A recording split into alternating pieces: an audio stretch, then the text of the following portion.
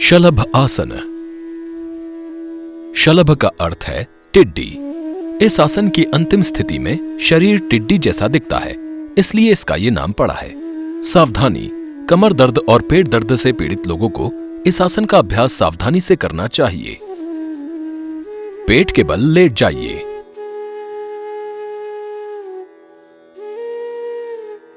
पैरों को थोड़ी दूरी पर रखते हुए और पंजे बाहर की ओर रखते हुए दोनों हाथों को मोड़िए। दोनों हाथों को मोड़िए और दाईं हथेली को बाएं हथेली पर चेहरे के नीचे रखिए। किसी एक गाल को दोनों हथेलियों पर रखकर सिर को विश्राम दीजिए। ये मकरासन है। अब पैरों को एक साथ लाइए, सिर को घुमाइए और ठोड़ी को हाथ पर रखिए। सांस लीजिए, अपने हाथों को आगे की ओर फैलाइए। ठोड़ी को जमीन पर टिकाइए। सांस छोड़िए। दोनों हाथों को शरीर के बगल में और हथेलियों को नीचे की ओर रखिए। सांस लीजिए। पैरों को जमीन से यथासंभव ऊपर उठाइए। पैरों को सीधा रखिए। कम से कम 3 सांसों तक इस स्थिति में बने रहिए। पीठ और नितंबों के क्षेत्र में संकुचन का अनुभव कीजिए। सांस छोड़िए। धीरे से पैरों को नीचे लाइए। पैरों के बीच थोड़ी दूरी रखते हुए, पंजों को बाहर की ओर रखते हुए धीरे से हाथों को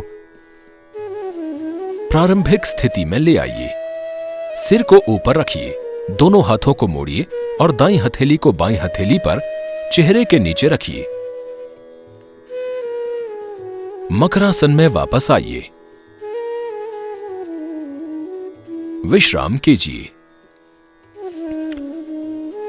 सरलीकृत संस्करण। मकरासन में अपने पेट के बल लेट जाइए। पैरों को एक साथ मिलाइए।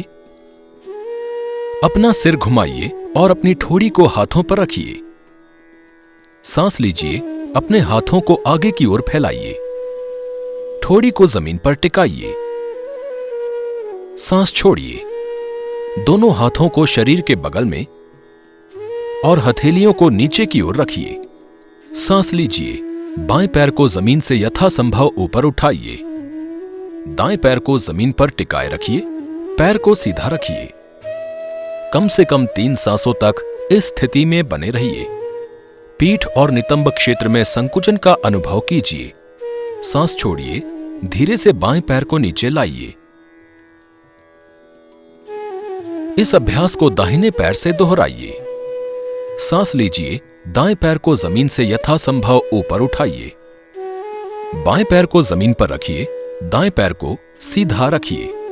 कम से कम 3 सांसों तक इस स्थिति में बने रहिए। पीठ और नितंबों के क्षेत्र में संकुचन का अनुभव कीजिए। सांस छोड़िए। धीरे से बाएं पैर को नीचे लाइए।